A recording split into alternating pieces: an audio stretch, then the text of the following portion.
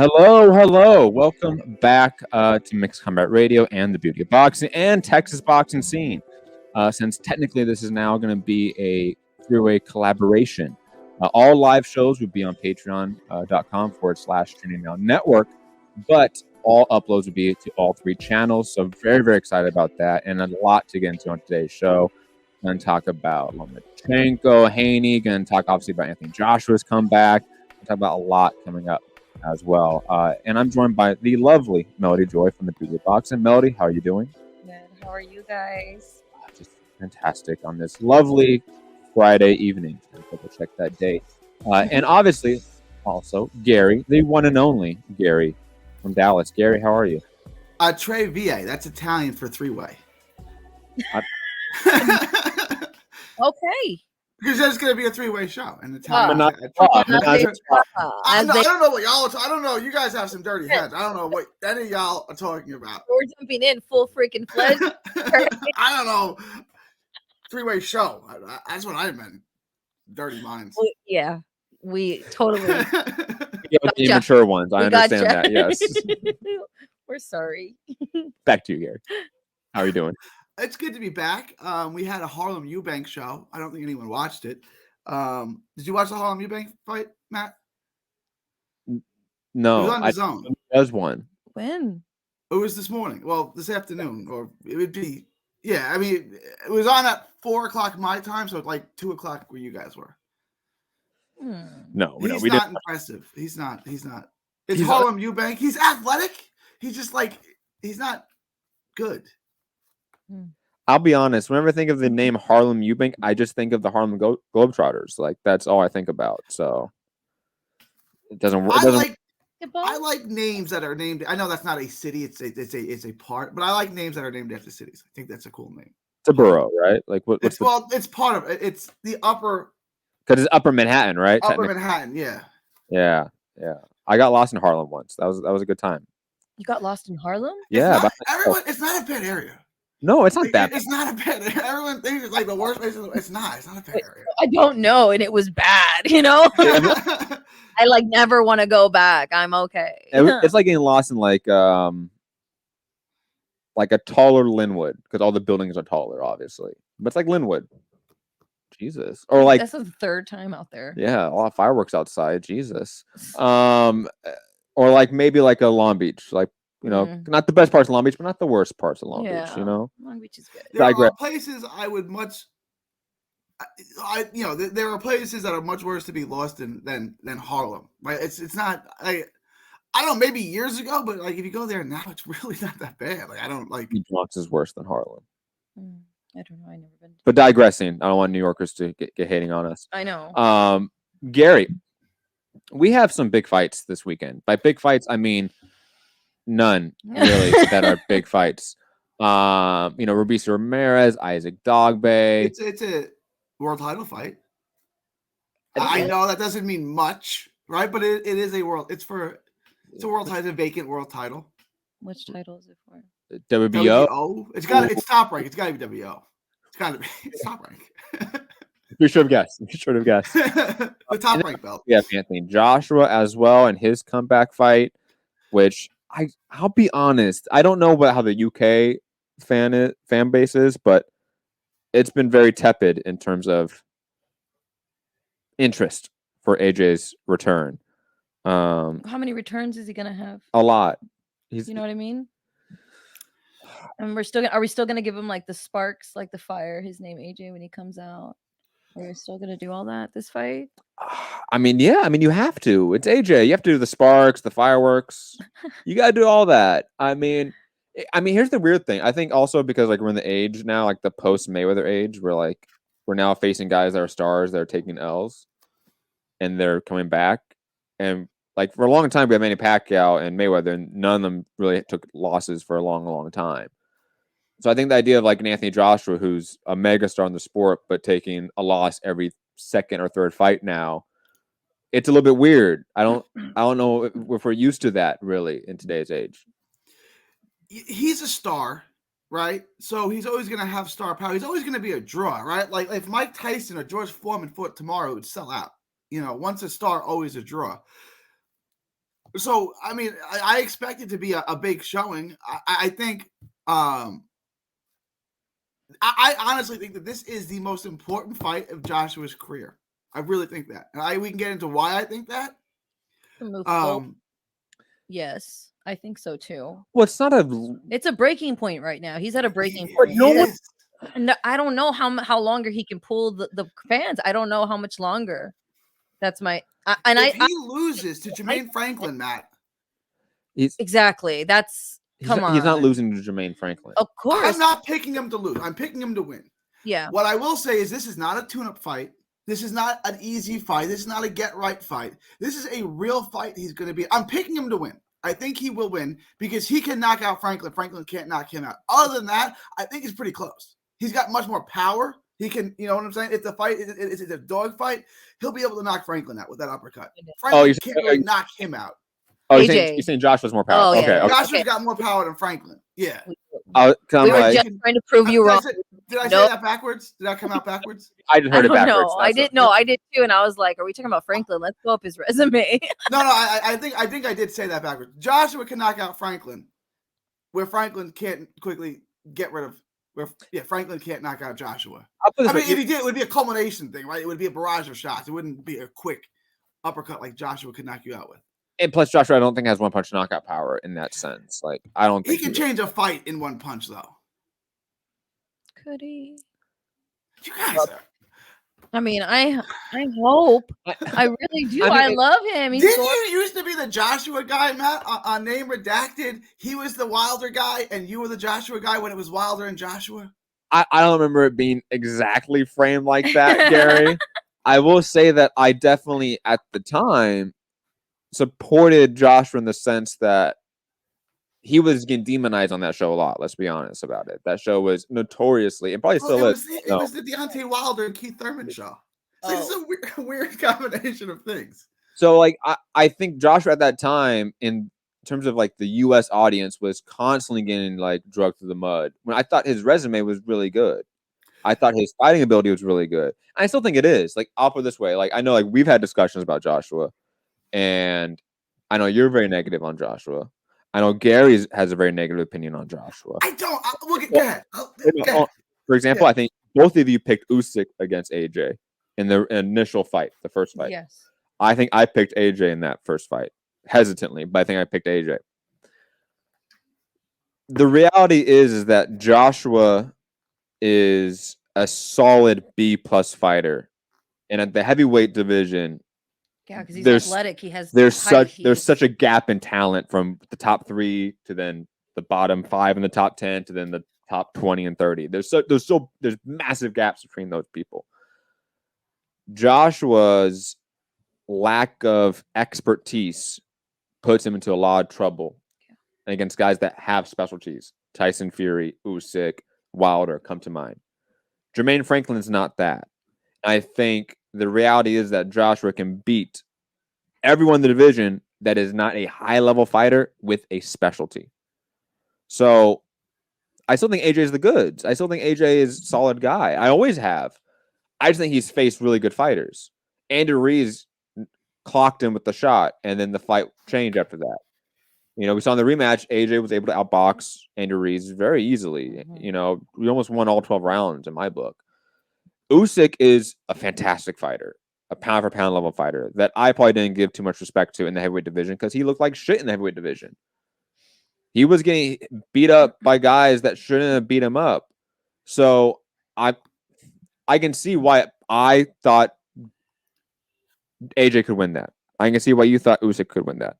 But going forward, I don't know how there's not unison here about AJ and where he stands in the division. He's top 5 and just behind those top 3 or 4 guys. And he can beat everyone else, like Daniel Dubois, Joe Joyce, anyone else he should be able to beat. At this point, I would say King Kong Ortiz has passed it. So, yeah. I still think if they fought and they were both at 100%, right? If Andy Ruiz wasn't 500 pounds and Joshua just hadn't got knocked out by Dorco in sparring, which I don't even believe that story, but let's say they were both at 100%, I'd still lean towards Ruiz in that fight. But I don't dislike Joshua, right? And I want to dislike Joshua because he won the gold medal in robbery fashion over Roberto Camarelli, who's an Italian guy, in a bogus decision. It was 18-18. This is when they used to score by punch, right? Not the 10-point mustard. They used to score by punch. And it was somehow 18-18. And then, since it's a tie, the judges pick a winner. And they pick Joshua. It was the most bogus thing I'd ever seen in my life. I don't know if you guys remember, but it was ridiculous. I wanted not to like him, right? Because you're going to have an Italian win the gold medal in the heavyweight. Like, that's awesome. And then... What did he do as a pro? What was that? What did that Italian heavyweight do as a pro? He didn't turn pro. He just stayed as an amateur? He was like 35 when they fought then. He's like, I can look it up. If he turned pro, he never had a fight of consequence. I'll look him up right now. But I started so late. He's like Cam Awesome. I get it. Yeah. I mean, that happens. yeah, he never had a pro fight. He just stayed an amateur. Some fighters know like they can't make in the pros, so they stay in the amateurs because they can win the Emmys. And the average Italian is about 5'6", so it's probably hard to get sparring over there, right? Like, you're gonna jump in the ring. Like, how many heavyweights? How many 250 pounders do you have in Italy? Him and Guido Vianello, right? Like, that's it. Like, there's two of them. Italy's not that far from like the Balkans, and there's some tall Balkan There's people. all people in the Balkans, and I guess like where my family's from, right? Like, they're all 5'6", right? Like, They're the farmers. the guys and the girls are 4'11", right? I mean, Back to the point, Gary, about this being a crossroads. for Joshua. I mean, the reality is it's not a crossroads. It's not his biggest fight. It's just not. I mean, the second Usyk fight was bigger. The second Andrew Reese fight was bigger. Bigger for sure. The first Dylan White fight was bigger. Those are all the Klitschko fight were all bigger, sort of connection points for his career on where it can go and the potentialities to it. This fight is so, I think, written off that it can't be that. Let me explain why I say it's the biggest fight of his career. When he won the Olympics, this is what I was trying to get at before I got on the little Italians rant. Yeah. He was supposed to be the next great heavyweight. This was supposed to be his era, right? It was supposed to be the AJ era. If you go back 2017, 2018, he was the favorite to beat Wilder. Now you fast forward to 2023, it's not his era. He's not 1 or 2, and he's probably not even the third best heavyweight of this era. Like, Wilder's probably going to be remembered as a better heavyweight than him if they both retired now. If he loses, that's it. Like, his legacy is complete, and his legacy is a win over Klitschko and a win over who else? You know what I'm saying? Like, it's just, his legacy is so incomplete and it's so not what it was panned out to be. That's what I'm saying. He's got to win today. If he doesn't win, that's it. Like, I feel like you lose to Jermaine Franklin at 33 years old, your legacy is complete. I'm not saying he'll never have a big money fight again, but like, the story is now closed on him. Like, you're not an all-time great heavyweight. When he came in at the Olympics, people said he could be a top 10 heavyweight of all time. He's the 4th best heavyweight of his era. And granted, it's a good heavyweight era, but he's the Ken Norton of his era, bro. Like, I don't mean that to be disrespectful. Like, Ken Norton's a good fighter, but like, that's his legacy. If he loses, he's done. That's how I feel too. I mean, This is it. That he can't struggle the fans along no more. I mean, if he loses, yes, you guys are completely right about that. I don't think I will argue against you or you about the that. fight is on April Fool's Day. Putting fights on April Fool's Day is just It's like hilarious. bad. It's like Friday the 13th. You just don't do it. Let's say he wins, and let's say he retires off the win. To go with your argument of him and Wilder retiring, let's put all the heavyweights, right? Fury, Wilder, Usyk, AJ, right? I'm assuming those are your top 4 of this era, right? Right. If they all retired right now, the reality is that AJ is not bottom of that list, even though somebody in that list has 2 wins over him. It's hard to rank Usyk because he's got a win over Chisora, but so does everybody. And then he's got 2 wins over AJ, and that's it. I'm not counting Chaz Witherspoon. I'm not counting that. We're throwing that out. Right? Chaz Witherspoon put hands. Don't you We're back on that. laid hands on him. Poor little guy. But I mean, you're right about that, and that's kind of what I was going to say. That Usyk has a very limited heavyweight career. I mean, pound for pound, he has a better legacy than Joshua. But in terms of like heavyweight runs, AJ had a phenomenal run from 2000. What was it? 2015 to 2000. 18 was Yeah. phenomenal. Good times. I mean, Always- Povetkin, Parker, Takam, Klitschko, Eric Molina, Dominic Brazil, Charles Martin, the God. Nobody would disrespect Charles Martin here. Okay. And Dylan White. I mean, those are all really good names. I mean, the worst names on there are Charles Martin and Eric Molina. But those are Eric wins Molina's that from Texas too. We Those are pulled the wins Texas that- card. We took that. those are Wrong. wins that Wilder has. You know, those are wins that other heavyweights that you rank above him have in their resume. And I mean, let's be honest here. Deontay Wilder, his only wins of note is what? Luis Ortiz? I He's mean, got wins over those. You name Brazil and you name Molina. He's got wins over those guys. I mean, I don't know who you want to count as a noticeable win. For Wilder, yeah, his best wins are obviously King Kong Ortiz, and I would argue none of those names. Well, Dillian White, and I would argue Ortiz is better than White, but I'll give you Dillian White. Ortiz is better than any name. Ortiz would beat any name on Joshua's resume. you can't say that though, because Ortiz has never proven it. You know, it's, That's also true. That's also true. you get the Cuban, flag in there. You're like, fuck, man, the Cubans are really good boxers. I don't know. And he's a heavyweight Cuban, and we have history. There's a legacy there with heavyweight Cubans. On paper, what he's actually done, it doesn't show out. It's not better than Povetkin. It's not better than even Joseph Parker to a degree. Like, honestly, in terms of like what you've actually done, who have you beat, what belts you have, like that's how you can sort of determine legacy. And I don't think Luis Ortiz stacks up better than Povetkin for sure, and Parker arguably. I don't know if Melody wants to weigh in here. Or you want to keep yeah, I'm just listening because go ahead. Gary. If you want to give a rebuttal. It's an interesting question, right? And I would say, Ortiz is better than Povetkin. Well, King Kong Ortiz never won a heavyweight title. Povetkin did. I don't know. Did he win a regular? But we're not counting that, right? I think Ortiz won a regular belt, didn't he? But we're not going to count that. I'll double check. I think so. I pictured him with the WBA belt on his shoulders. I think he won, but we're not counting that anyway. I mean, I would think King Kong would beat Povetkin, but I mean, honestly, yeah, Povetkin's got the better resume. Povetkin's got to win over Dillian White. Like, Povetkin's got better wins than King Kong Ortiz. Even though if they fought at any point in their career, I would have picked Ortiz. You can't really argue with their resume.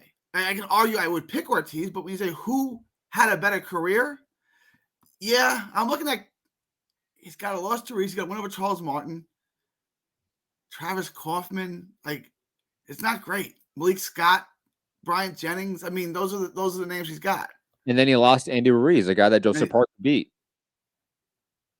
It's true. So Parker Andy? Yeah, that's how Andy lost the Top Rank contract.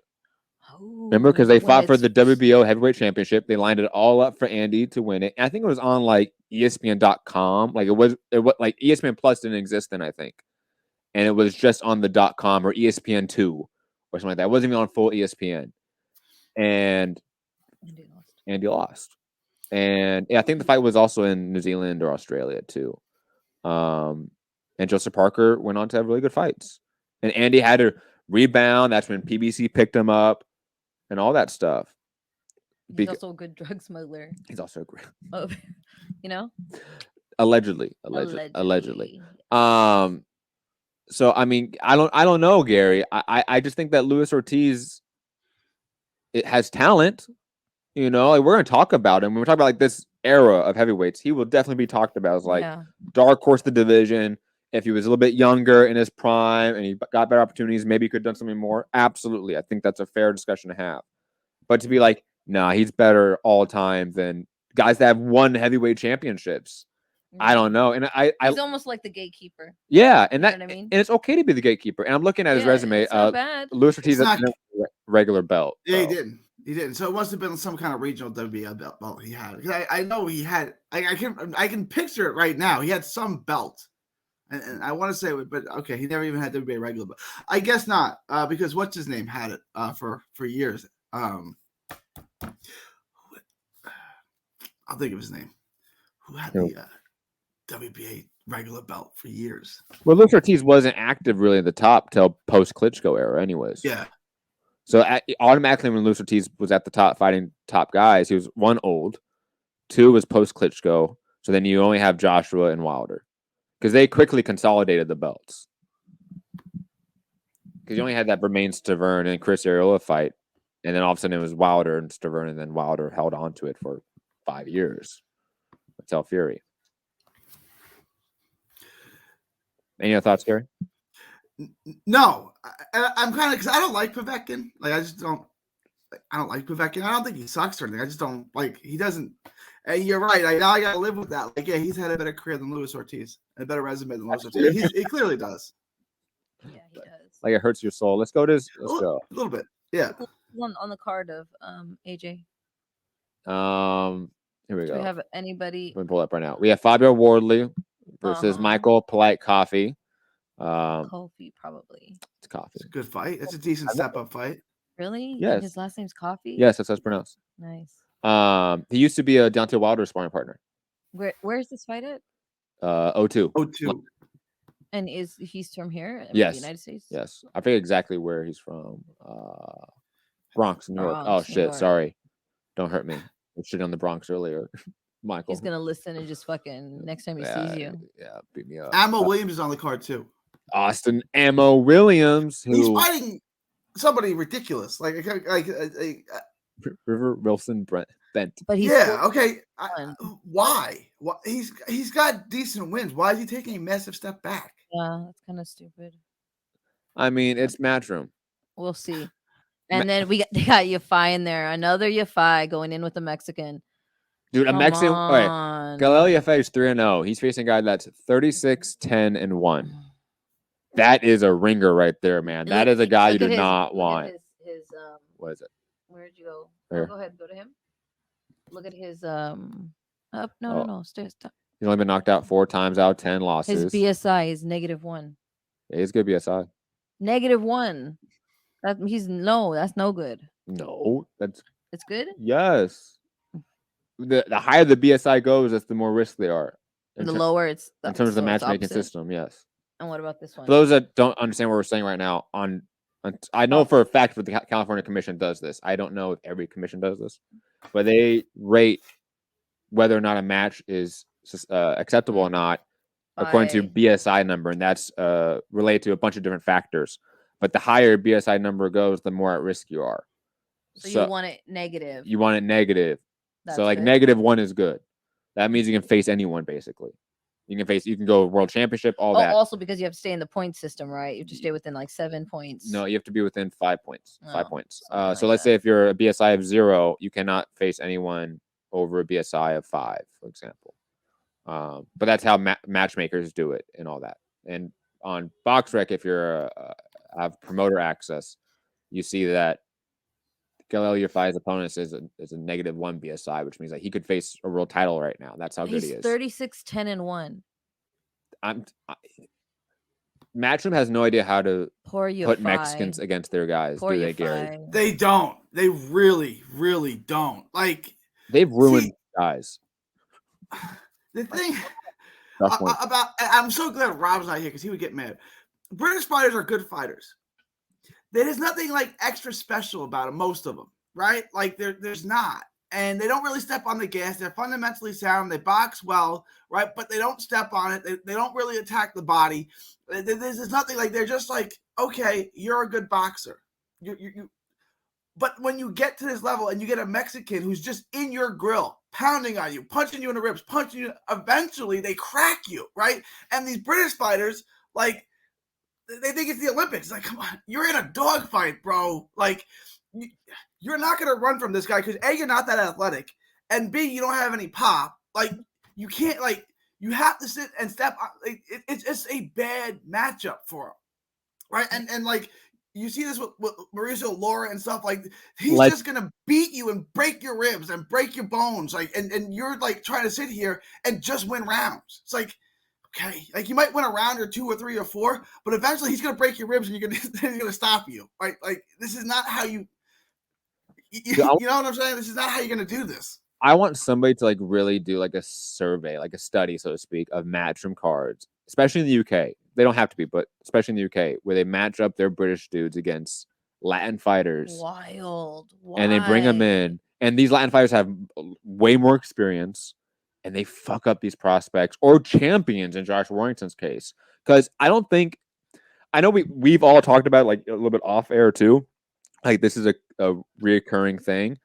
I don't know if it really is, but it feels like this is a common occurrence now with Matchroom, where they put in prospects that are European against Latin fighters without really understanding the difference of their skills, without probably having tape study on them. Because let's be honest, as people that have matched up fighters from Venezuela, Colombia with fighters in the U.S., there is no tape on these guys. No. So you have no idea what you're getting. Sometimes they come in there for a paycheck. Sometimes they're not, though. Sometimes they're coming in there to rip off your head because they know it's their opportunity to finally get a win. And it's a shot in the dark a lot of times. We know from experience. So I can see how Matchroom can still have that issue even with their resources, so to speak. You know, their researchers and stuff. I bet they have a whole matchmaking team. You know, I bet it's not just one dude getting all these fights together and contracts together. I bet it's a whole team of people researching, okay, this guy, here's some tape on him we can look up, all that stuff. I mean, they should. They should. They're a multi-$100 million company. Like they should. But even then, we know Latin fighters, there's no tape. So yeah, I don't know why. Mess. Mess. I get why they're doing it, because DAZN's trying to break into the Latin market. Yeah. I get that from a network perspective. I get it also from a monetary perspective to a degree, because sometimes the Latin fighters come cheap. Sometimes they come really expensive. Again, a little bit depends. It's like the Matchroom chooses the Mexicans that come from like the poor areas. Like with journeyman, you know. Whereas we know, depending on the area of Mexico that you get a fighter from, what you're getting. Yes. You know what I mean? Because we get fighters from Tijuana all the time. We get fighters from Mexicali all the time. So we know Guadalajara, Mexico City, Baja. They usually, we never have to fly them in from Mexico City. We're not, you know, because that's where like isn't Lara from there, Mexico City and stuff like that. There's more of obviously it's the city too. So there's tons of training more there. Opportunities. Yes. You know what I mean? But it's like Matchroom doesn't understand how to pick them yet. I think Matchroom has no idea how to promote when it comes to Mexico, but that's a totally separate subject. Gary, sorry to interrupt you there. No, it can be a tough thing to do, right? Especially like you got to watch tape on these guys. I've had so many guys in San Antonio and the Rio Grande Valley and stuff bring their fighters down to Mexico just to get a win, and then they get stopped, right? Like it's a tough thing to do, man. Like it's always iffy. Yeah. It's always iffy. And you sometimes you get your money's worth, you know?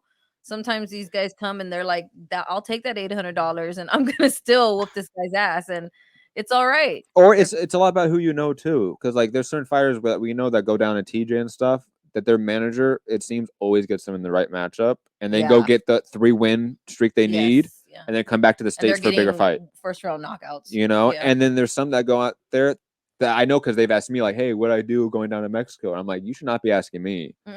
You know, like, I'm the last person you should be asking them about those particulars. And they go down to Mexico and get their ass beat. Yeah. Because they don't know what they're doing. They just know, or they heard, I go down to Mexico and get an easy win. I go pay for a win. Yep. And it's not like that. You gotta know someone that knows someone there. Yeah. You gotta have connections in Mexico that give you the right people. Otherwise, like I said, it's a shot in the dark, man.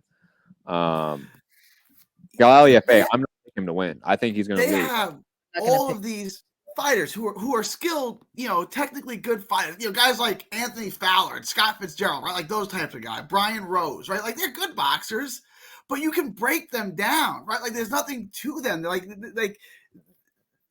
they're treating it like style points, and the Mexican's gonna, you know, it's gonna just smash him and just, you know what I'm saying? It's like, okay, this guy might win for a couple of rounds, but this is not a 3-round Olympic fight. Like this is a 10-round dog fight, and this guy's gonna break your ribs and stop you. And like they just like, I get it. Scott Fitzgerald might look fantastic on a domestic level, but now you're putting him in with a different breed entirely, right? Like you're putting him in with something he's never seen before, who's just gonna be on him like a gnat. It's like he's gonna lose. He's gonna lose. Even fighters in the UK, where are they going to get sparring when they get a Mexican opponent? That's like, what I'm saying. Are you going to find that style? Like, who you gonna find in the UK? You know what I mean? Like you find out you're fighting a Mexican, and you're like, who should I call? Who do you spar? They go down to Marbella or whatever in Spain, and they think that's the same thing. They think it is not the same thing. Latinas are there. I was gonna say, or they can spar Ebony Bridges because she's Mexican style. I mean, the reality is that I just think that this is just a big misstep from Matchroom, and also it's just indicative of that generation now in UK boxing. But we should know because already Matchroom likes to lose money. They do. They love to lose money. The entire UK boxing industry geared itself towards the amateur system over the last decade or so. That's why we've seen so many great amateur fighters out of the UK in the last 10, 20 years. And that's why a lot of the prospects we get in Matchroom or Queensberry are straight out of the Olympics, straight out of international competition with a lot of pedigree, and then also a lot of eyes on them. But when you create an entire ecosystem of boxing that's only geared on, we're going to build up the younger generation in the amateur style to get international acclaim in the amateur system. And then as a default, the pros would get better. Because I don't think that was a conscious effort from the boxing industry in the UK in, let's say, like the late 90s, early 2000s. But clearly that was the step the industry took over there. They realized the pros wasn't working in terms of the amount of pro fighters they had on the major scene. You had Frank Bruno. You had like a few guys. Like UK pro boxers were not the mainstay they are now. That changed because of their adherence to the amateur system. But there's drawbacks to it for exactly the reasons we're talking about. They're now facing fighters that have never cared about the amateur system. Most fighters coming out that are young from Mexico, from Latin America, are not fighting the amateurs. The vast majority of them are not. They're going straight to the pros. They're not going to international competition. There are certain countries that prioritize that, obviously Cuba for one, but it's not a priority for most Latin American countries and Latin American boxers. We see guys 16, 14, 15 starting their pro career in Latin America, right? So you have this generational wave of UK fighters that are on the rise, that are peaking in a sense, or now a little bit post-peak, that grew up in the amateur style. And you have one wave of generation from Latin America that grew up on a very different cutthroat style and is also far more impoverished. That the nature of for lack of a better term, like colonialism in Latin America has led to more resilient people than people in the cushy core of empire in the UK. That's why a lot of the best UK fighters aren't the white fighters. They're Pakistani, they're African British. They're coming from the colonized regions where they have to struggle more. They're more impoverished. Boxing has always been more of a poor man's sport. Yep. And I think that's what we're seeing now. We're seeing this huge wave of white British boxers that didn't have to come up in that way, so to speak, facing a wave of a totally different style, a totally different background, and totally different lifestyle. Gary, I don't know if you have any thoughts. Yeah, I mean, it's when you watch like how they fight, they're like, I will call it an Olympic style, right? Against how a Mexican fights, which is a blood and gut style. It's like two different sports. Like one guy is trying to decapitate you and break you down and punish you, and the other guy's trying to score points. You know what I'm saying? It's like two different animals, right? Like you had this in basketball. Like you back like the 80s, you had the Pistons and the Knicks who would just beat the crap out of you, right? And then you had this European game that was a finesse game, right? And then eventually it merged, and you have what you have now, which is a beautiful product. You have the best of both worlds.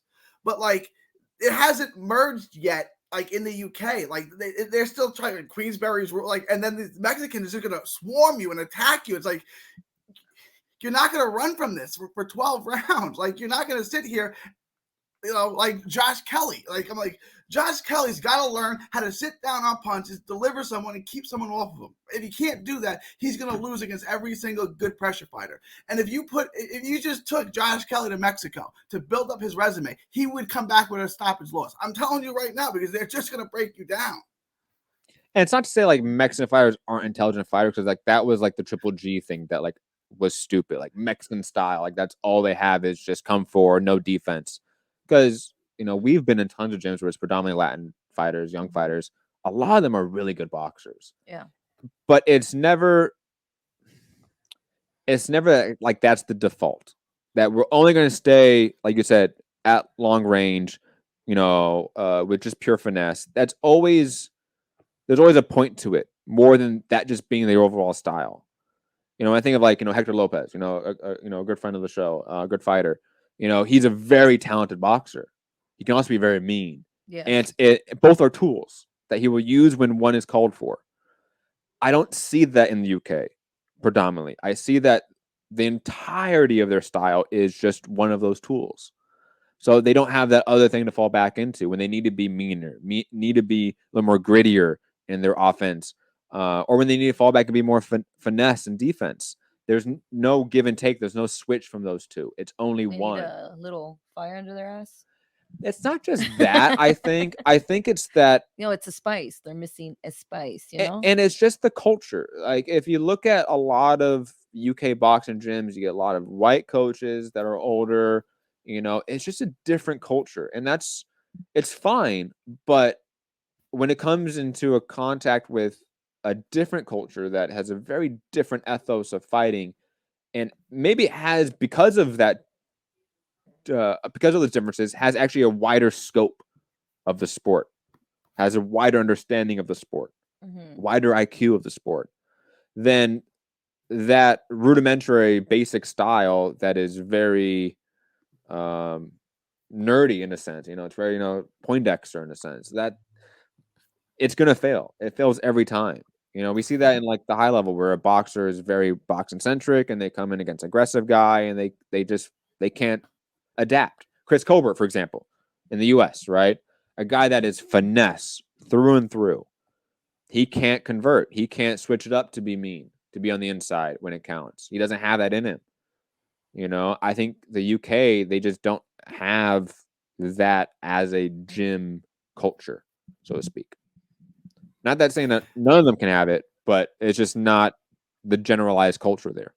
The thing I don't like is like when we're talking about the Mexican style is when they say like that's not boxing or they're not smart fighters. No, like I'll give you an example of a guy I love, William Zepeda.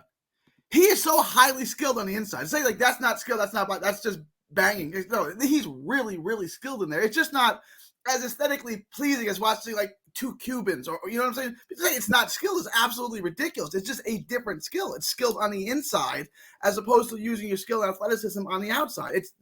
They're equally as skilled, right? Like William Zepeda is incredibly skilled on the inside. We can name any of the super flyweights. Like they're perfect for this example. Gonzalez, Estrada, Sir Rungsvi, Bam, like all those guys are multifaceted, but when they get on the inside and they get mean, it's still high IQ. Absolutely. Also, before we head off of this, Gary, of the UK card, let's not forget your boy Campbell Hatton, the greatest UK prospect that we know. He's also on the card, Gary. So I know you wanted to talk about that in length. You want to watch that one for sure. Yeah, DVR that one.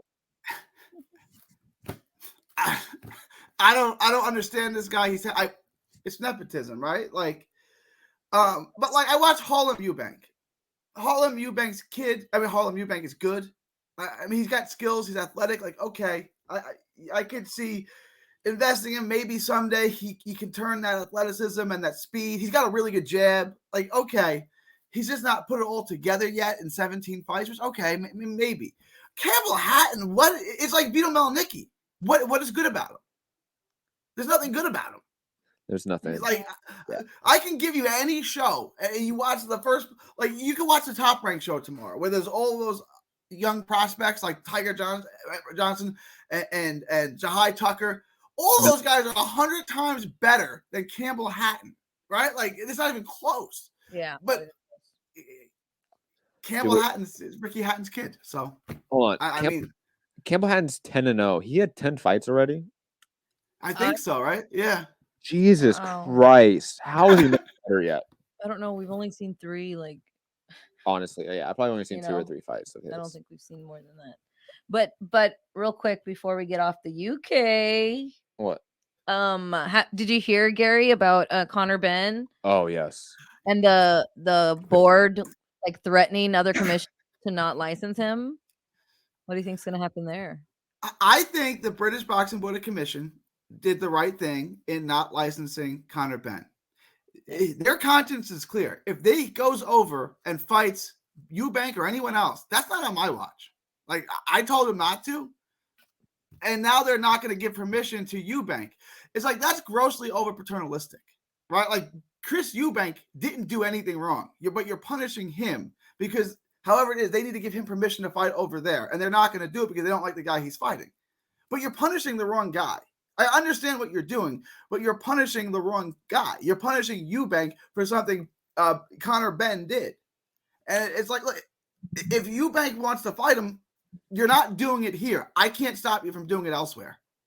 No, I agree. No, I agree with that 100%. And I just think it's two-faced from the British Boxing Board of Control, because let's not forget that when Deontay Wilder was supposed to fight Povetkin in Russia, right? Povetkin, I forget the exact particulars now. It's been years. But either failed a drug test or refused a drug test. Wilder backed out of the fight, rightfully so.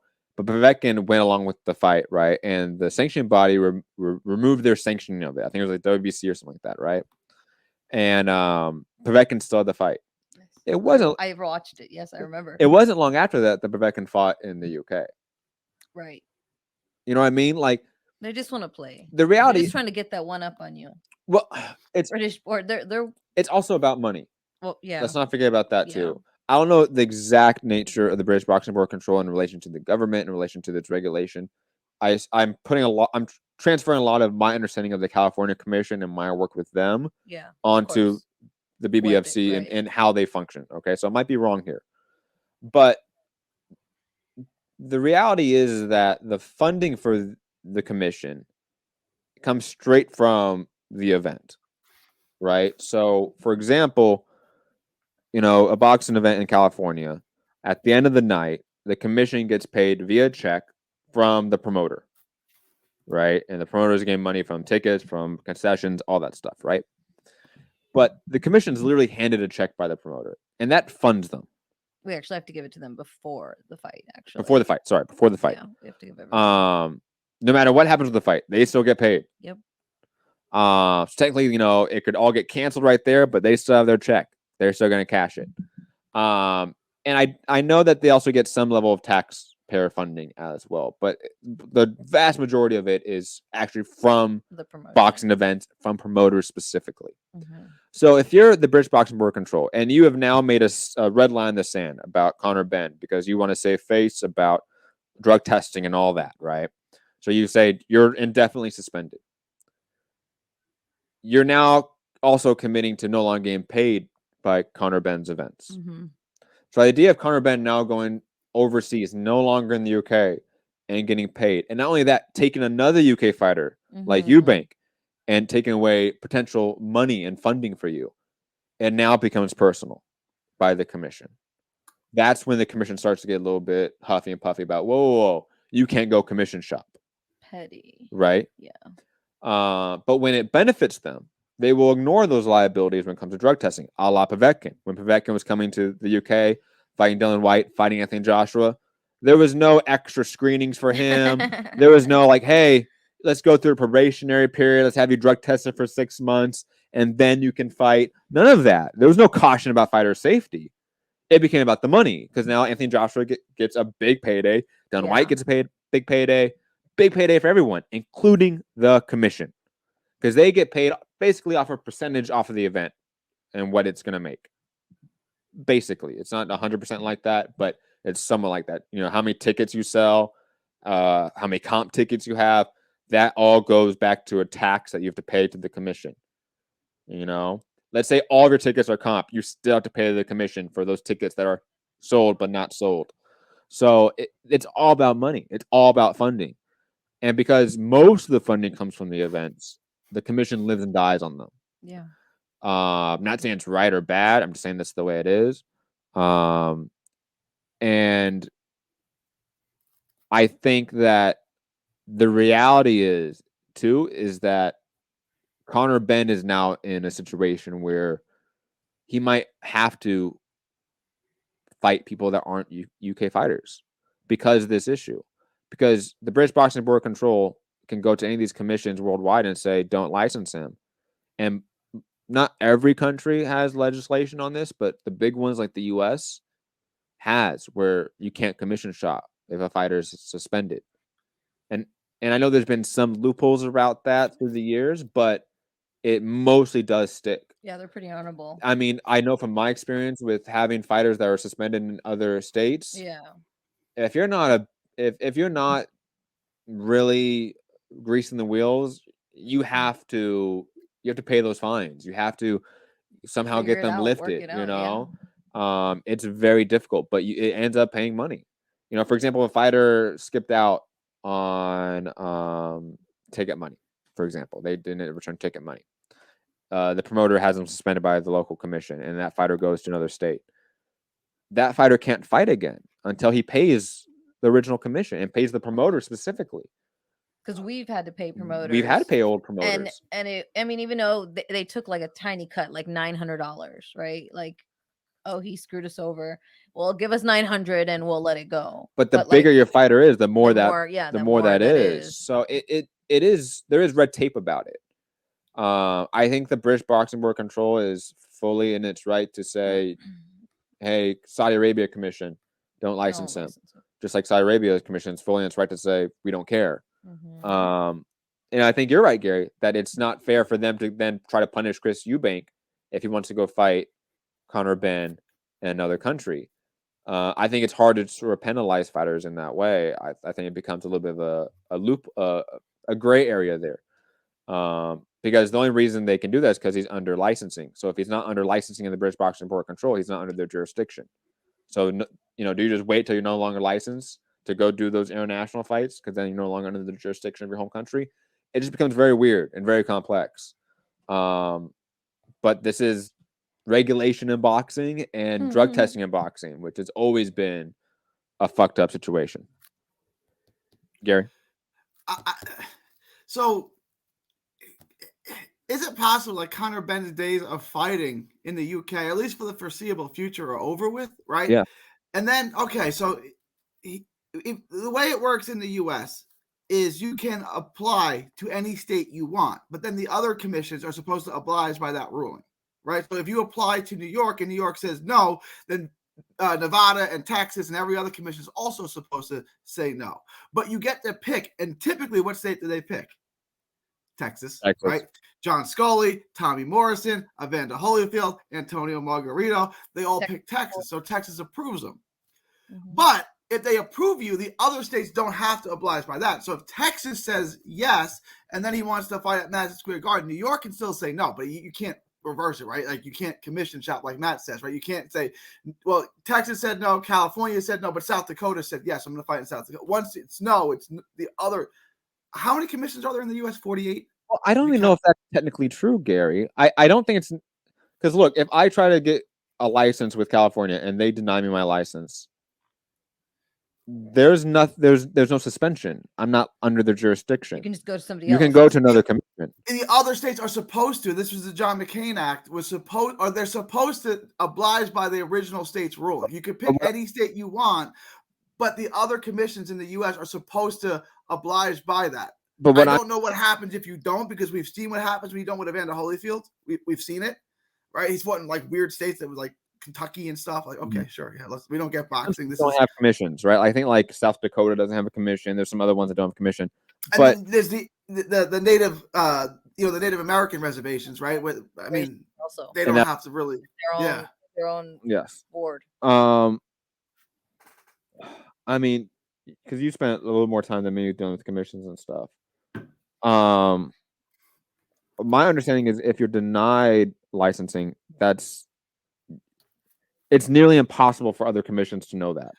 There's no paperwork. There's no paper trail. Right. Like, for example, if you're suspended, it's on BoxRec, and all the commissions go on BoxRec and say you're suspended here. Then you have to go pay them. Well, because that's how they find out. How they find out is because the matchmaker will say, "I'm going to put you on a card," but when they go to move you to the card, your BoxRec says suspended indefinitely, and they're like, we've done it a million times where our matchmaker's like, I can fix the problem. We're just gonna have to work a deal out with the promoter. to pay off whatever And you your get the fines suspension are, lifted and over. he'll get it lifted. But that's Or you just come up with a fake name and then fight under the fake name. that's totally different than being denied licensing. Right. Yeah. There's no trail there's of no communication between these commissions too. No. I think that's also something that's like they don't like communicating with us, so I can imagine they don't want to communicate with other commissions and commissioners. I think there's a lot of loopholes around commission shopping. Yeah. And the reality is that it's not foolproof. There is technical red tape, but like I said, if you just deny licensing, let's say you don't pass medicals, you can commission shop 100%. Because for sure. Because different states have different medicals, right? Like California's and New York. I mean, Texas's and New York's are completely different, like totally different.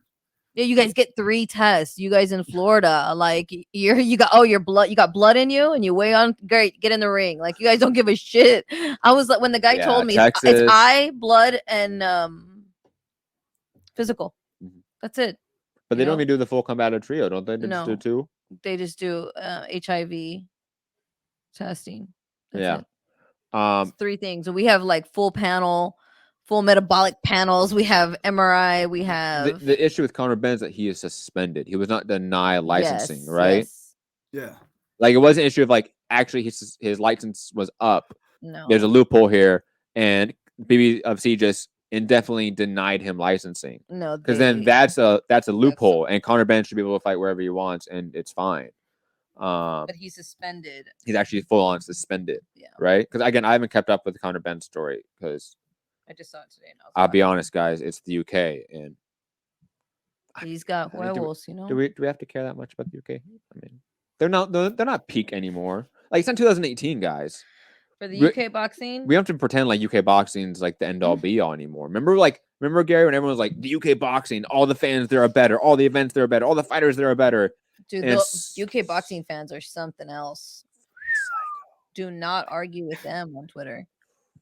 No, it's all the tight jeans, it just must be makes them all crazy. Anyways, Gary, any other thoughts before we move on to the other card of the weekend? Let's go to the other card. Okay, over on Top Rank via real quick. When's Bam fighting? Because I know Gary. Saturday, April 8th. Next Saturday. Okay. Of course, Gary knew that by memory. See how fast he was? Why do you think I asked him? I know you wouldn't know. I wouldn't. Gary's #1 fanboy over there. Anyways, hey, leave Bam alone. The Hard Rock Hotel and Casino in Tulsa, Oklahoma. Is that where it's at? Too. You ever been there? Yeah, I have. Have you really? Oklahoma overall is just nothing to see. Yeah, nothing to see. It's very, very boring. Let me see. Go up on the card. Obviously it's headlined by Robbie Ramirez versus Isaac Dogboe. Robbie Ramirez obviously took that very infamous loss in his pro debut after all the hype because he beat Shakur Stevenson in the amateurs. No, not Shakur. It was Michael Conlon, right? It was both, wasn't it? Didn't he beat Shakur in the gold medal round? And he beat Conlon earlier? I think he beat both. Oh, I think you're right. No, Robbie Ramirez. Robbie Ramirez. Yeah. Yes. I mean, Dogboe had a little bit of an amateur career, I believe, but not like that. Phenomenal. He didn't have a gold medal in the Olympics, like Robbie Ramirez. But this is a fight I'm curious about. I mean, Dogboe is a guy that I've always liked. I'll be honest, I have a soft spot for him. I think I have a soft spot for like was it Ghanaian? Ghanaian? Yeah, Ghanaian. Ghanaian fighters. Because they're like the Mexicans of Africa. Like they just fucking throw down, man. I bet they party. Like Richard Comey, I bet he fucking parties. Yeah, he looks. Isaac Dogboe parties, dude. You can tell. Like they're fun people, probably. They get down. So I've always had a soft spot for them. And plus, like, there's like a long legacy of fighters from Ghana. Like, it's very historic boxing country in Africa. So I always like to see like them come up, And Dogboe hasn't lost in a while. A little 4-fight winning streak. Had those 2 bad losses. But he's back. Emmanuel Navarte took his soul, but he took it a little bit back. It's like a whole crux in Harry Potter. He's good to go. He has 7 more of them. He beat MJ Akhmadaliev in the bronze medal round, and then it wasn't Conley. It was MJ, and then it was Shakur Stevenson in the gold Wait, medal round. MJ and Shakur were in the same division in the amateurs? Yeah. Crazy. Why? Well, MJ's 122 pounds and 4 feet tall. And Yeah, but he's But Stevenson came up at 126, remember? I mean, he's a massive featherweight. Yeah, Shakur's a big dude, man. He's tall. He's lanky. He has some width. girthy. He's girthy.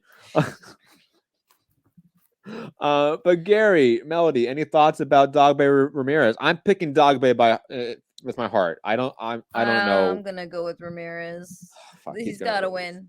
God damn it, Dogbe. Yeah, I'm taking Dogbe is just too flawed defensively. Like I like Dogbe too. I liked him when he merged, right? And I remember arguing with Name Redacted. This guy is really good. I don't think Name Redacted knew who he was, and me like this guy's good.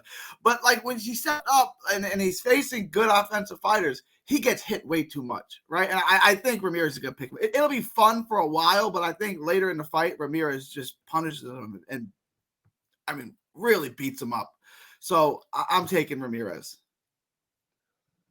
I mean, the reality is that even though everything you said there is right, Dogbe has flaws that we've seen time and time again, even in his wins. But he has the dog in him, though. He has the dog. That's it. You know. And look, and look, he has like beaten really good fighters, like Adam Lopez, Christopher Diaz, and Yoet Gonzalez. Yes. All good fighters. Let's not forget Gary here. I think picked Yoet Gonzalez against Shakur Stevenson back in the day. Okay. Let's not forget. That's not what I said. That's not what I said. It's the hardest fight he's ever had. I said it was going to be a good fight. And I said Yoet Gonzalez, if he stays at, that was Gonzalez 30 or 20. That was 30, right? If he stayed at 30, it was a 26. He was going to win a world title. I predicted him to be a world champion. That has not come to fruition yet. I know you guys are both Yoet Gonzalez fans over here. Yes, but my boy Isaac Dogbe beat him, okay? And Robbie Ramirez has beat Abraham Nova? Like who has Robbie beat? I mean, go to the box right now. I have it up. Robbie, Jose Matias Romero, Orlando Gonzalez. Remember the Puerto Rican? Ryan Lee Allen. Yeah. Ryan Lee Allen. Brandon Valdez. You know Brandon. Yeah. It's not a real impressive resume. No, but you guys are right that Robbie is the more technically sound fighter, and he can probably. Yeah, he's gonna outbox. I mean, it's a safe bet to pick him outboxing Dogbe for 12 rounds. Yeah. I'm not gonna. If we don't get a TKO, we might. Watch. What do you mean? I won't. Not by Ramirez, of course. Dude, Emmanuel Navarrete, like, look what. Don't look at that. Okay, first one. Okay, the first fight went the distance, and Dogbe took hell. Second fight, it almost went the distance again, and he was finished in the last round. There's no way Robbie Ramirez, little feather-fisted dude, is gonna knock him out. I don't believe it. Okay. How many knockouts does Robbie have? 7. Got a few. He knocked out my boy Rafael Morales in his third professional fight. He's got 7 knockouts and 11 wins. What's his percentage? A KO percentage? 58.33. You see? I mean, he's not a puncher, but he's not, he's not Paulie Malignaggi either. Same. Wow. They had the same knockout percentage. I think this is going the distance, this fight. Probably. Because he's got it in him, so I think he'll last stamina-wise. If Dogbe can hurt Robbie just enough times. Not knock him out, just hurt him enough times, man. Come on. All right, no. Who's Dogbe training with now? Do you know? Because he's been a guy that's like switched trainers and switched countries like tons of times. He trains and lives in the U.S. now, right? So who's he training with? It says he lives in Tampa, Florida. I only know Keith Thurman. Barry Hunter, it says. He says he trains with Barry Hunter now, but Barry Hunter's gym is in D.C. I just looked it up. It says new trainer Barry Hunter. He probably lives in Florida and then goes up to train at D.C. Yeah, that happens. Barry Hunter's a good coach. I approve. I approve of that. I'm picking Dogbe, guys. You know what? No, fuck it. Dogbe by knockout, guys. Oh my God, okay. Why? Dogbe by knockout. You looked at me crazy. Anyways, we were talking about Yoet Gonzalez. He's also on the card. Hey. Against Enrique Vivas. Vivas. Who's that? Let's see. 22-2. Okay. Uh-oh. The looker right there. Go. What's the percentage rate? His percentage knockout rate. Did he? Oh, he lost to Eduardo Baez. Won the Baez's. Is a 50% knockout rate. Nah. Gillette should win that one. Yep. Who else do we have? Jay Tucker. I like him. Emiliano. And that's a big fight he's taking. The guy he's taking, like, I'm not even. He's got an upset win. That's a real opponent he's in with. This is a major step up for Jai Tucker. I know, like, his record may not be spectacular, but the guy with the. I'm not even gonna try. You've seen him before. He's a good fighter. That's a tough fight for Jai. Nicolas Saklaznashvili. You want me to do it again so you can hear it, Gary? Let's do it. Again. Sure. Yeah. Let's do it. Nicolas Saklaznashvili. There you go, Gary. I'm still not gonna try it. Nope. I'm not gonna. Hey, no, dude. He's from fucking Stalin's home country. Okay. We got to rep this guy now. I'm picking him against Jai Tucker. Okay. I'm picking my Georgian He's brother. not gonna win, but he's a good fighter. Like, bro. Oh, he's not. No, yeah, he's not gonna win. No, bro. He's not gonna win. He's not. No. But he could. Okay, no. I mean, is Jai Tucker even that good? Yeah. Yeah, Gary. Yeah, he really is. Yeah, he is pretty good. Anyways, Gary. All right, that card's done. Emiliano Vargas. Yeah, I don't care what the Vargas is. Gary, since we haven't been on for a while, right? I mean, like a long time. Do we want to talk about Gervonta Davis, Ryan Garcia? Like, is it the fight of the year in terms of like it should get the most casual attention? The highest pay-per-view. $84.99. Very expensive. $84.99. I'm not paying for it, allegedly. But to me, it feels like the marquee fight of the year. Like, even though it's a little early because we still got Fulton. Stop it. In a way, Fulton in a way is a much better. It's not the name value for the casual, but it's a better fight. Like, those are two established world champions. I like Ryan, right? I don't think Ryan's a hype job. He's not proven. His best win is Luke Campbell, right? Like, I'm not degrading the guy, but why? Like, he hasn't earned it yet, and he's good. Like, he will, but like Tank Davis is really good. Yeah. I think King Rye is good, but he hasn't proven it. Stephen Fulton, in a way, are like pound for pound type guys. That is a better fight. Devin Haney and Loma is a better fight, right? Like, I understand it's not going to have the casual attention, but those are better fights. Yeah. I don't think anyone's denying that, Gary. That's not my point, though.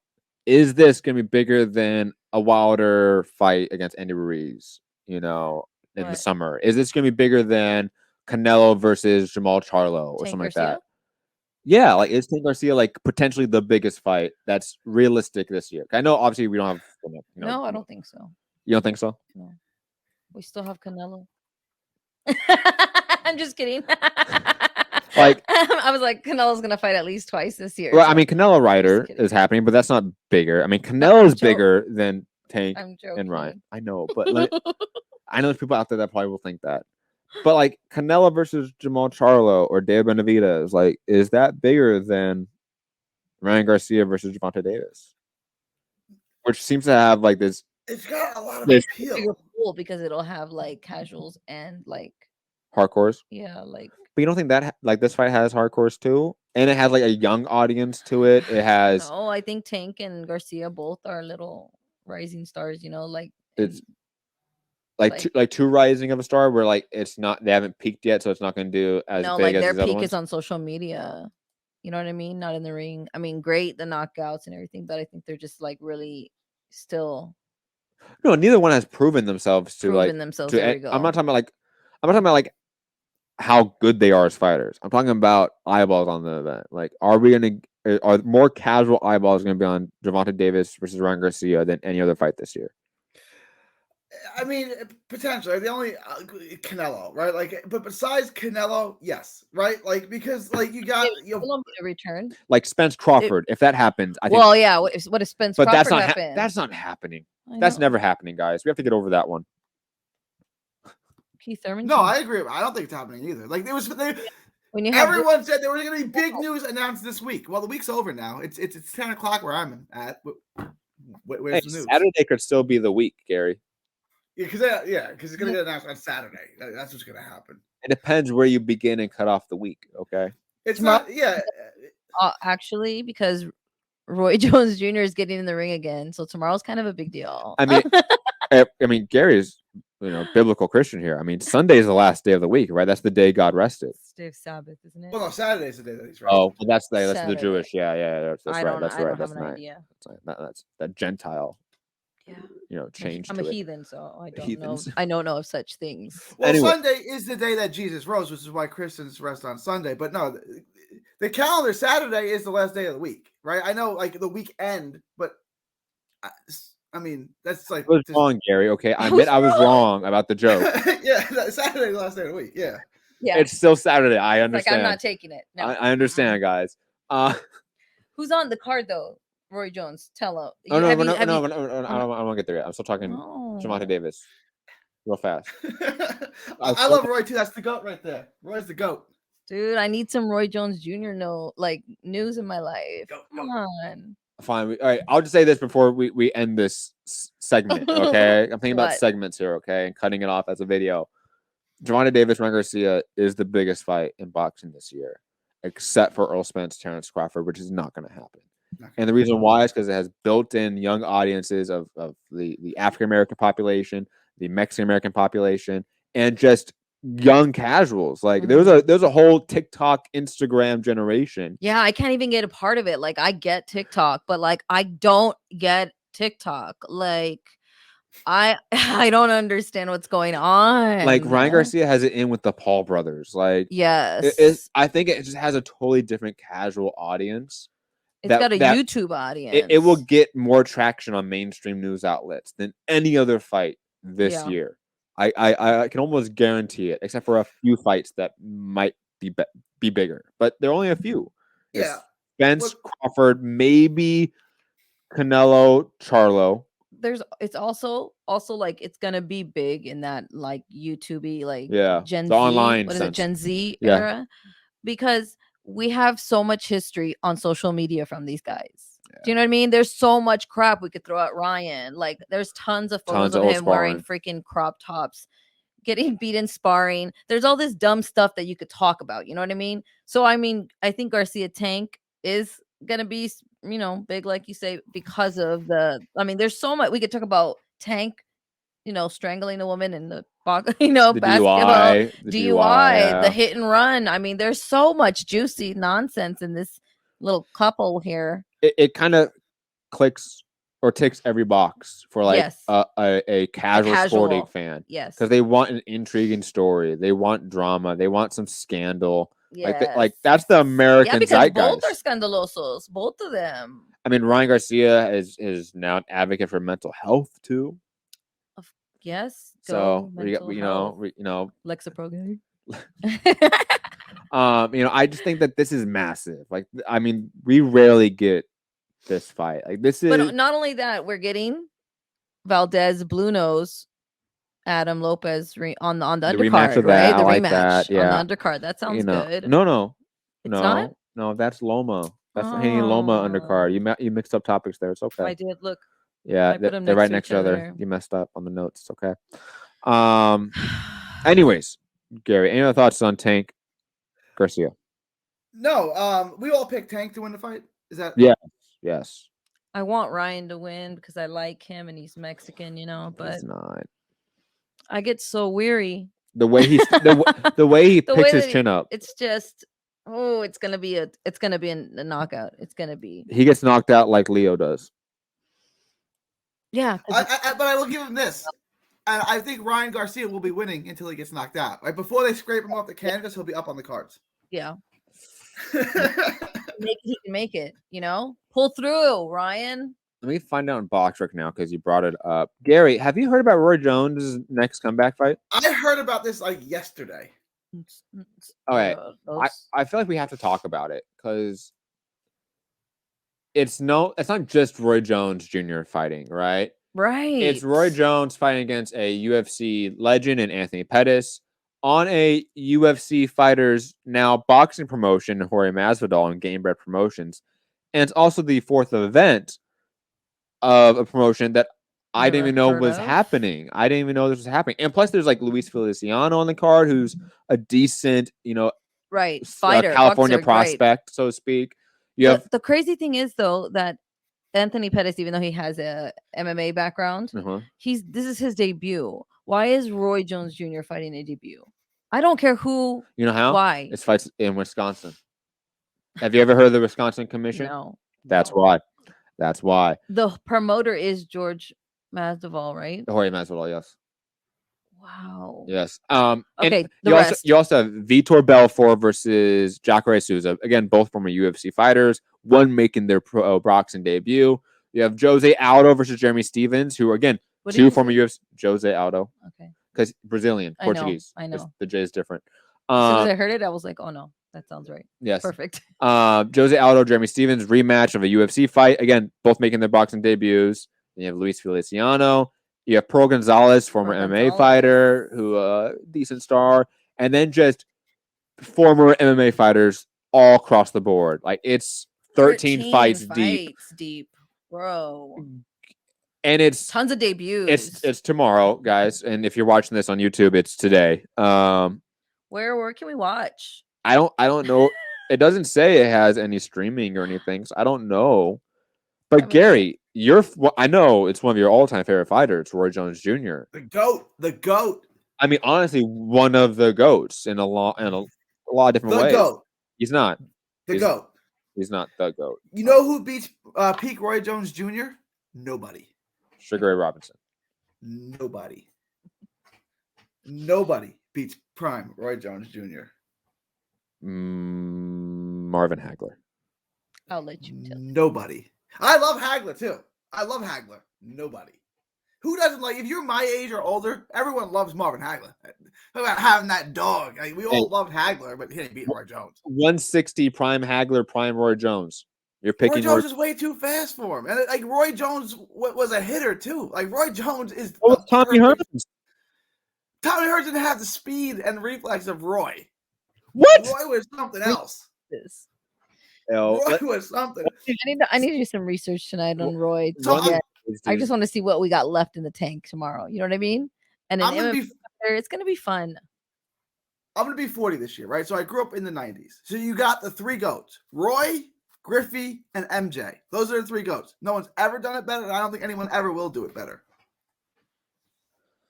We could have this conversation in 100 years, and I'm going to say Roy Jones, MJ, and Griffey, still the GOAT. I think we're going to be alive in 100 The sad part is like Roy Jones. In 100 years, Gary, we're not going to be alive. Hey, with modern science, okay.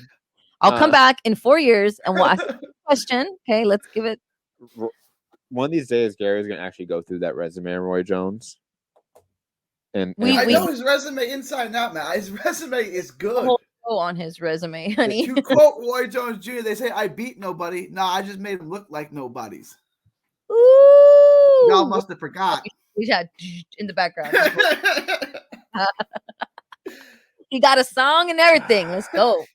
I'm going to play it all day tomorrow until his fight. It would be like, let's say like Canelo never entered 168. Okay. Which I wish. Just imagine that reality. And imagine Caleb Plant going on like a decade run and just outboxing everyone in the division. And he beat David Benavidez, who was like his toughest opponent, a la like James Toney. You're putting a lot in my brain to imagine. Imagine that. Imagine that. In 40 years, people will be like, dude, Caleb Plant is the GOAT, like Roy Jones. That's mentally ill. That's what I'm saying. I'm not harping on the man. You know what I mean? I am. I think Roy Jones is.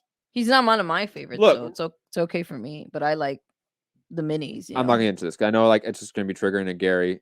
I'm a little. I'm not gonna get triggered. I already know he's the GOAT. Right? Like, I don't have to. It's like when people tell me Bron's better than Kobe, and they run off all these stats. Bron's not better than Kobe. Like, that's the end of the discussion. I've watched them both their whole life. I know who's better. This isn't an opinion, Matt. It's a fact. Okay, it's not an opinion. It's not a fact. This is a fact. It's a fact. He's the GOAT. Yeah. Anyways, we're not gonna get anywhere. Digressing. Gary, are you gonna try to find this card? You want me to find a link for you? What time is it? Because there's like real cards on. Like I'll watch the main event, right? Like, yeah, if you can find a link for it, I'll watch it. I mean, on my phone at least, because I'm gonna have the laptop going.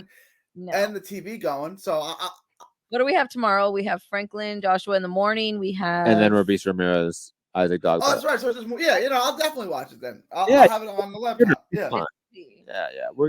I want to watch this. Yeah. I just think it's crazy. I want to see Pearl. Well, think about this, guys. Think about this for a second, okay? Jose Aldo, Vitor Belfort, Anthony Pettis, they've all headlined pay-per-views that have done over 1 million buys. That's crazy. You know what I mean? Like, they are superstars in MMA. Yeah. Like, if Jose Aldo and all these guys were still in their prime, they're the best of their division. Jose Aldo is one of the GOATs. Like, it's crazy that they're all now fighting on a rinky-dink boxing card in Wisconsin, right? Promoted by another, former UFC fighter in Jorge Masvidal. It's just weird to me. It's so bonkers to me. And the fact that there's no television, there's no pay-per-view, there's no streaming that I know of for guys that are superstars internationally. I don't know. I don't know how. Sense. It's baffling to me, Gary. I don't know what to make of it. I think it's absurd. It's one of the craziest things in boxing history. Yeah, I know these. I'm not a UFC guy. I know every one of those names, right? Like I know every one of those guys you just named. Like those are big. I know that they're past it now, but those are huge names. Yeah. And maybe because like the market bubble burst and like no one talks about it because I was the only one saying that we're in a market bubble in 2018. It was me and Gary. We were the only ones, right? It's going to be on UFC Fight Pass. Oh, it is going to be on UFC Fight Pass? UFC Fight Pass. Okay, there we go. And payperview.com. Can you get a free trial of that? Because I had it back in the day when they used to have the Roy Jones Jr. cards on it. Huh. But I haven't had it in years, since the pandemic when Roy Jones got UFC Fight Pass. It's going to be easier to find a stream for it. Just most likely we'll be able to. Yeah. If it's UFC Fight Pass. If it was on some rinky dink, we wouldn't be able to. If it was on GameBreadPromotions.com, it would be very good. It's to me, it's one of the craziest cards in boxing history. Like, yeah. In 5 years ago, I mean, obviously Roy Jones is carrying the card, but why boxing? Why didn't he just go to MMA? In reality, he's the least star power there. I know, because as I'm saying, why didn't he just go to MMA? Because these are all MMA stars. Don't you think he would have a better crowd? Do people not understand that MMA crowd and boxing crowd don't like each other? We aren't cute. I guarantee that there's certain people in the UFC that are on the business licensing for Game Bread Promotions. Yeah, they're making well, one, UFC fighters can't go and do other combat sports without the strict approval of the UFC, written approval of the UFC. Okay, relax there. Looking at old pictures of Roy Jones saying he's hot, Melody. Relax there. Okay? Sorry. It's a good look right there. I wouldn't be surprised because I don't think Jorge Masvidal is off his UFC contract. But the fact that he started another fight promotion, it's kind of intense. I wouldn't be surprised if it's like a subsidiary of the UFC in a way, where like Dana White is a co-owner of it or is a minority stakeholder of it, whatever, because how they letting 4 or 5 of their guys go do boxing when, let's be honest, the UFC would fucking use these old fighters till they are dead and put them on pay-per-view cards. That's the reality. So it's mind-blowing to me. I don't get it. Anyways, Gary, I know I've talked about this for a while. We're going to talk about Virgil Ortiz. That fight's what happened with him? I saw something. What happened? Remember we had the fight with McKinson originally that he had to pull out of because he had, and I'm going to say this right, rhabdomyolysis. They call it rhabdo. It's rhabdomyolysis.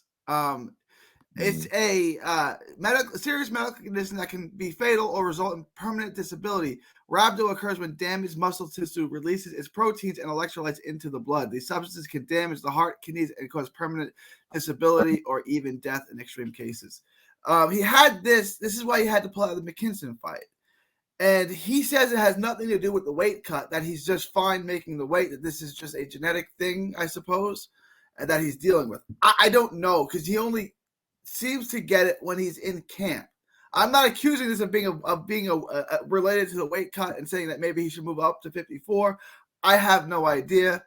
I don't know what causes this, but this is now the second time he's had it in a year. And it's just like, it's a pretty serious condition. It's treatable as long as you catch it right away, right? disease where he has flare-ups. Yeah. And flare-ups, unfortunately, like in this kind of disease, are usually by stress, sweat. I mean, and that's a high level pressure and weight cuts too. Yeah, and weight cuts. So I'm sure that help. it's not gonna help him when he's in camp, because when he's outside of camp, I'm sure he can take his medication. I'm sure he could look at his levels and things like that. But once he's in camp and his food intake, his calorie intake is different, he's under a stressful. His coaches are screaming at him.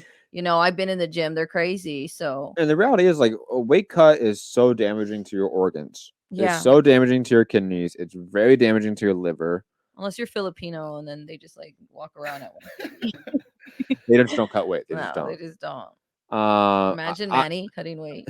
I wouldn't be surprised if it actually does, if it's a part of the weight cut or if it's part of the overall training. Yeah. That it's tied to it to some degree, for the reasons that Melody stated about autoimmune diseases and flare-ups and caused by stress and physical stress, not just mental stress too. I mean, he's going through both mental stress of a fight and the physical stress.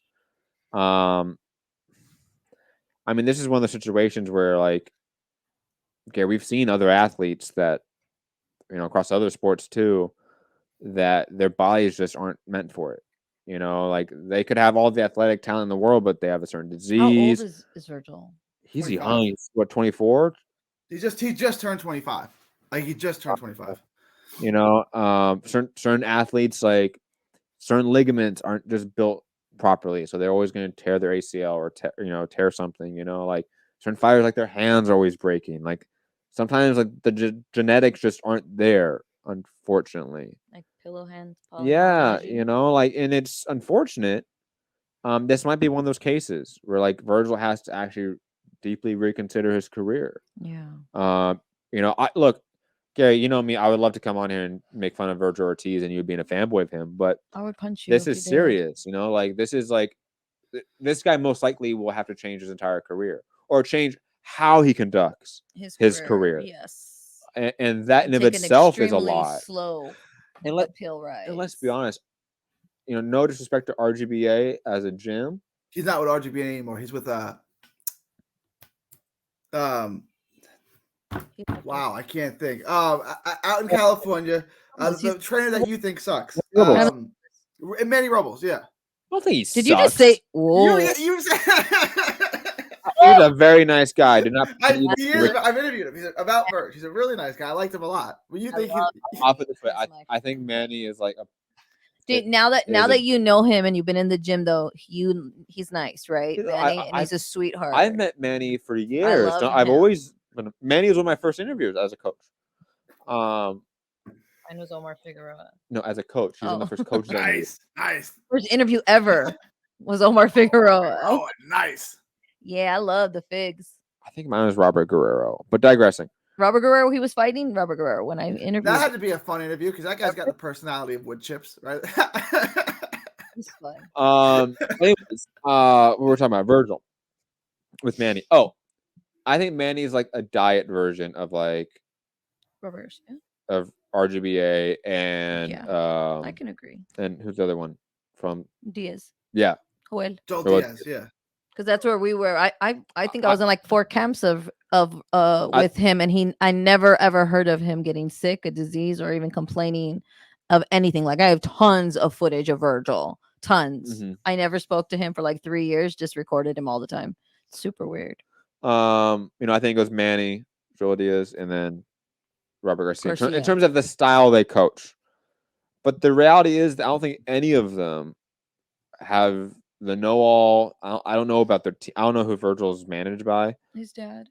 Marajan is the manager, and then his dad and like I'm concerned about them being able to handle this serious of an issue. Right. You know, I think that they're just not supportive, I don't think. And I don't think I think too, a lot of people don't understand this. A lot of people don't understand this disease. A lot of people don't understand how can he have been sick and fought all those other times before, and all of a sudden he can't now. You know what I mean? It's kind of a big deal. So, and autoimmune diseases appear sometimes later in life. Yeah. You know, that happens. Yep. They could be hereditary. It could not. He had no idea that he could have this, but I worry about him, honestly. This is something that's very serious, like Gary has mentioned, why it's serious. And does he have the right people around him to make sure he makes the right decision for his own health and not just for everyone else's pockets? because that's the reality here. Like Oscar, the coach, the manager, they're now evaluating. Do I tell him to not fight? Right. And then I no longer get paid. I'm out of work too. It's not just him. Yeah. I'm out of work too. Yeah. I mean, that's where we get into very exploitive situations here. So I'm concerned. I hope Virgil nothing but the best. And Gary, I know you're going to be up to date on what's happening with him, and and we'll clue us in on more that develops. Yeah, I've been in contact with his, like I said, with his manager. I haven't reached out to Verge because I don't know his medical condition. I don't even know if he's in the hospital. But yeah, as soon as I find more, his dad. We always talk. If I message his dad, his dad's a great guy. Verge, yeah, Verge, big Verge, yeah. Yeah, I love Virgil Senior. Yeah, reach out to him. And also give our best to him as well. Yeah. I bet it's very, very stressful for the family. Yes. Well, anyways, on that very somber note, Gary, any other thoughts before we head out of here? No, that's it. Follow me at Texas Boxing Scene. All proceeds from that channel go to Autism Research and Recovery. And don't forget, make Texas a country again. It's not happening, Gary. It's not No, let it. Maybe we We could do another show on that entire. It's just a matter of when. Because I'm born in Texas. Don't make me go back. The reality is if the U.S. does get balkanized, Texas is not going to be by itself. You're going to have probably New Mexico with it, Oklahoma with it, maybe like Louisiana. I'm just saying, I'll take Louisiana. Oklahoma, there's not a chance I'm taking Oklahoma with me. Proximity standpoint, Gary, I'm just thinking about that. Just proximity. I can see Texas going to take a whole chunk of the U.S. There's a balkanization. Let's go. Like California is not going to go by itself if we get balkanized. We're taking Oregon. You take Oregon and Washington with you, but that's all that's Oregon. That's California North to me. Yeah. Nevada and Arizona too. Okay, we're going to take those ones. Okay. You can have Utah. You can have the Mormons. Take them. FLDS. You can have them all. Good luck trying to convert them. Melody, any final thoughts? No, nothing. No. We'll hopefully see Gary next week. Yes.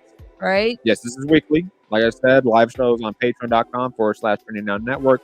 All the show will be uploaded to all of our YouTube channels. Yep. So tomorrow, thebeautyofboxing.com, Next Number Radio, and Texas Boxing Scene will all have this. If you're watching, most likely tomorrow you are. Hello. Definitely check out Patreon and also support all of our channels as well. Anything else? Hit the like button, share the show, all that fun stuff, and be back soon. I would say this Friday. So let's go Wednesday to Friday next week is probably when we're going to do another show. Okay, guys? So keep an eye out for that. And be back. Peace.